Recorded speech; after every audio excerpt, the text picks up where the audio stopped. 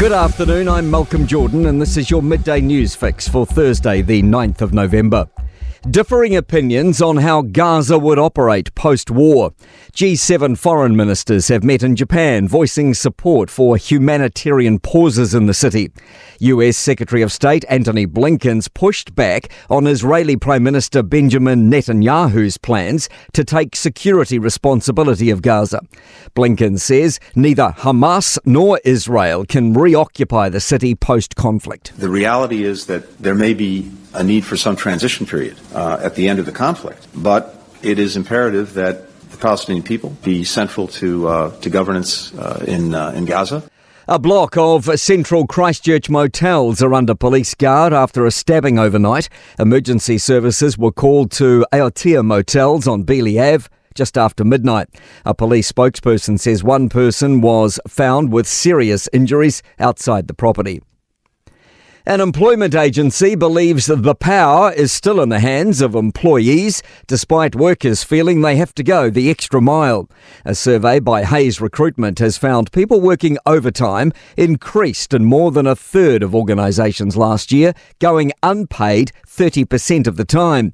However, Talent Propeller Managing Director Sharon Davies says more than ever, employees are making demands. Saying, look, I want to work from home. I want to work from anywhere. A volatile global market was a driving factor behind much higher than expected levels of government debt. The Treasury's financial statements for the 3 months to September 30 show net Crown debt more than $81 billion. That's $5.7 billion higher than anticipated. The Treasury says the figure reflects the hit the New Zealand super funds books took over that same period due to market volatility. Meanwhile, the government's deficit was $2.5 billion, $200 million lower than expected.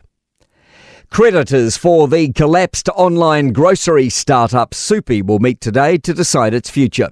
Administrators have confirmed they have received interest from parts of the business, but will still recommend putting the group into liquidation. PwC documents show Soupy has more than 4,000 customers listed as creditors, alongside 348 trade creditors, including from major companies. National Act and New Zealand First aren't likely to meet Sunday's deadline for finalising a coalition agreement. It means that Labour ministers will be sworn in again in a caretaker capacity. Former Justice Minister Kiri Allen's court case for crashing her car in Wellington has been put off for a third time. The case is still yet to have its first hearing, despite the incident happening more than 3 months ago. The new date is November 30. To sport. Chiefs mentor Clayton McMillan believes they have an advantage over most Super Rugby opposition next season, given the Crusaders, Blues and Hurricanes have farewelled their coaches to the All Blacks. Another New Zealander has joined a Premier League football club. Mali Luluwai has signed with Burnley on his 17th birthday. Point break looms between Paris Olympic organisers and Tahiti locals over the environmental impact of the Games on the surfing venue next year. Residents claim the construction of an aluminium tower will damage the coral reef. I'm Malcolm Jordan. That's your latest news fix. We'll be back with the next update at 5 p.m. from the Newstalk ZB newsroom.